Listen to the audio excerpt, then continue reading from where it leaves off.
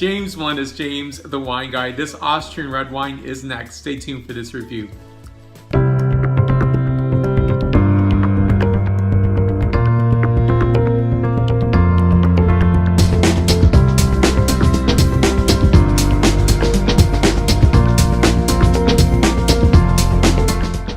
I live in the center of the city. It can be really very noisy. It's police activity, or maybe there's a game down the street in terms of the play ground that I live near, and also maybe it's just it's always helicopter action, because anytime there's an accident or something on the freeway, the helicopters go up as if there's something interesting to watch. And I think it's really noisy. And then this morning when I was filming, I was listening to music. I thought, oh, it's on my radio, it's on my Pandora. And it wasn't that. It was actually somebody playing and rehearsing their own saxophone. It was beautiful. And rarely do I ever look to my neighborhood and say, oh my God, it's amazing.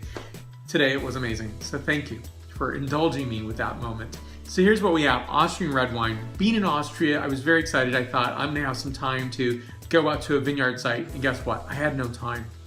That's unfortunate, but you know what? Austria is gonna be there. I'm gonna be there again. It's also nice to sit down and go to a site to see, what does it look like? What's growing there? Who are the winemakers? What's their interpretation of the wines they're making today? And so, I'm lucky to get all the Austrian wines that I do get. What we have, this is 2011 vintage of Carnuntum by Muhr-Van Niepoort. Now this is a Blaufränkisch wine. Back panel, 13% ABV. Not a lot of information on the back panel. That's fine. That's what you see sometimes on labels. But for me, the story is Blaufränkisch. It is a really beautiful wine. So Blaufränkisch is translated from the German meaning blue frank. Blau meaning blue and Fränkisch meaning frank.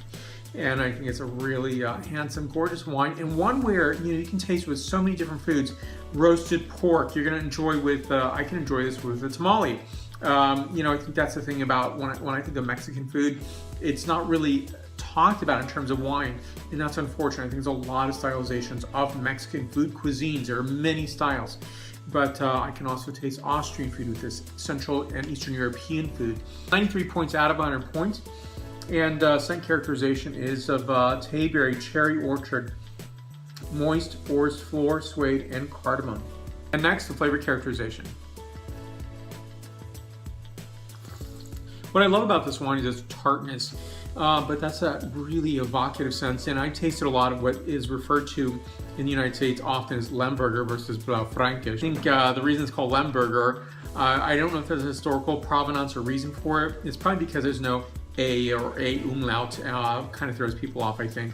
Unfortunately, it shouldn't. It's just a pronunciation diacritical.